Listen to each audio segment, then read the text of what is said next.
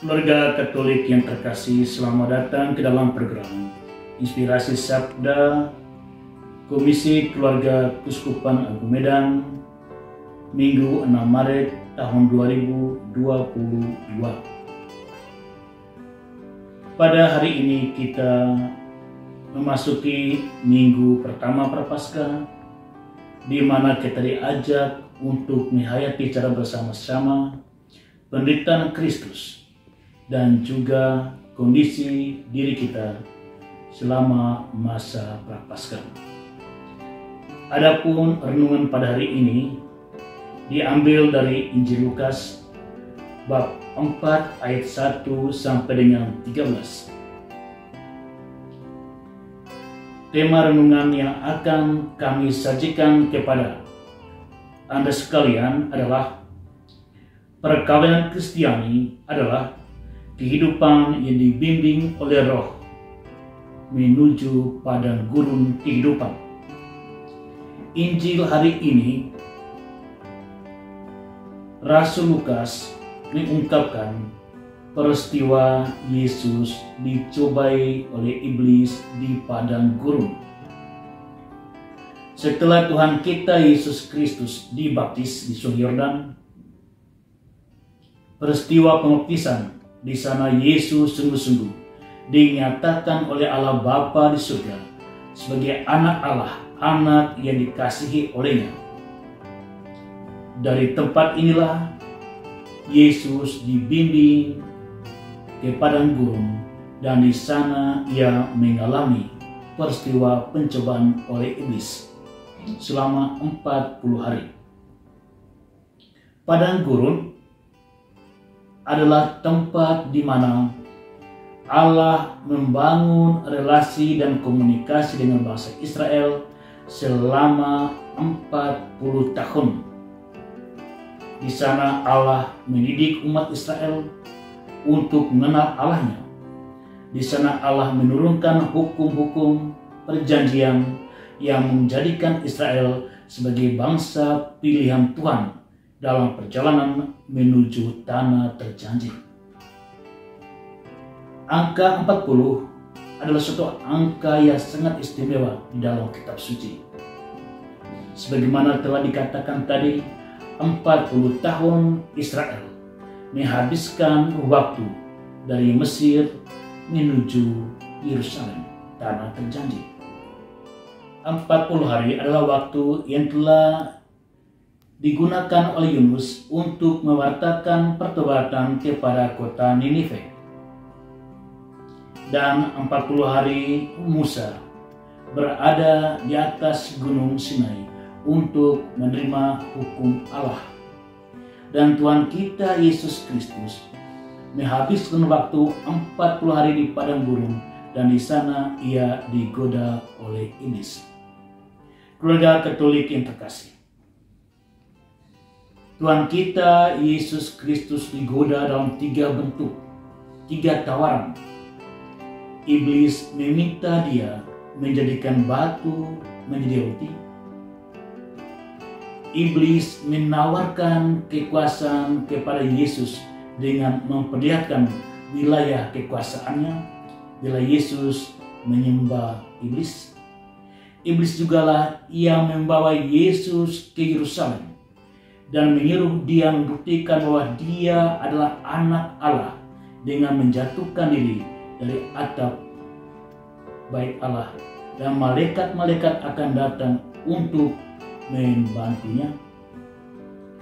Keluarga Katolik yang terkasih, di dalam dialog yang terjadi selama peristiwa penggodaan, Tuhan kita Yesus Kristus menggunakan ayat-ayat di dalam kitab Ulangan untuk melawan iblis. Dan iblis membalas dengan menggunakan kitab Mazmur untuk menjawab apa yang dikatakan oleh Tuhan kita Yesus Kristus. Dan di sana Tuhan kita Yesus Kristus membuktikan diri yang mampu mengalahkan iblis dan tidak jatuh ke dalam godaan iblis tersebut. Keluarga Katolik yang terkasih,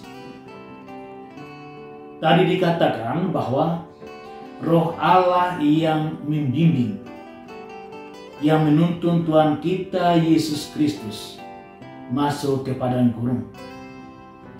Dan Roh Allah juga yang menyertai Tuhan kita Yesus Kristus sampai di Yerusalem, di mana Yerusalem adalah tempat Israel memuji Yahweh, tempat di mana Israel telah mengalami kemenangan.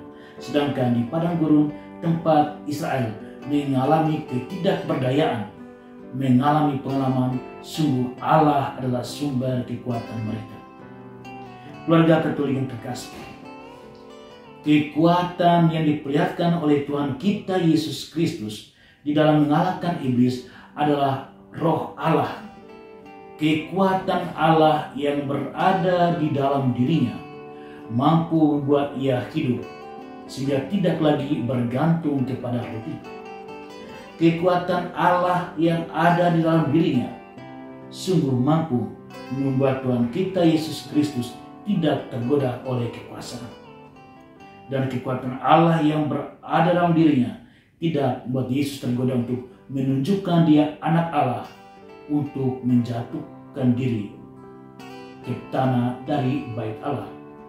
Keluarga Katolik terkasih, demikianlah kira-kira gambaran kehidupan perkawinan Katolik, di mana Roh Allah lah yang membimbing keluarga Katolik sejak dari meja altar sebagai suami istri untuk masuk ke dalam kehidupan dan kehidupan yang dijalani oleh suami dan istri, laksana perjalanan di padang gurun menuju tanah perjanjian, menuju cita-cita perkawinan yang hendak mereka wujudkan. Di sana banyak godaan. Namun sikap Tuhan kita Yesus Kristus yang sungguh menyatukan diri dan membiarkan Roh Allah bekerja secara integritas di dalam dirinya adalah teladan bagi kita ketika kita mengalami kesulitan, kekurangan roti. Kita tidak menyerahkan kekuatan kepada materi untuk jadi sumber kekuatan batin kita, tapi kepada Allah kita pergi. Ketika ada godaan kekuasaan antara suami dan istri untuk saling menunjukkan siapa yang berkuasa, mereka dapat dikalahkan oleh kehadiran Roh Tuhan di dalam kehidupan mereka. Terkasih, terkadang dalam kehidupan perkawinan muncul kesombongan rohani antara suami dan istri. Yang satu merasa lebih suci, yang lain dilecehkan, sehingga di mana membiarkan iblis menggoda mereka sehingga mereka tidak mampu lagi bekerja sama untuk kebaikan dan saling mengerti, saling mendukung, tapi saling menghina.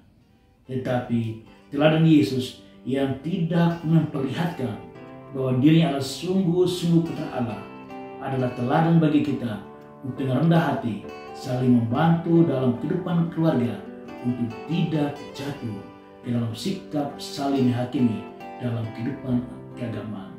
Inilah pesan Prapaskah bagi kita. Marilah kita kuatkan perjalanan kehidupan keluarga Katolik, di mana padang gurun di sana banyak godaan, tetapi Yerusalem menyambut kita untuk menang bersama dengan Kristus. Tuhan memberkati kita. Amin.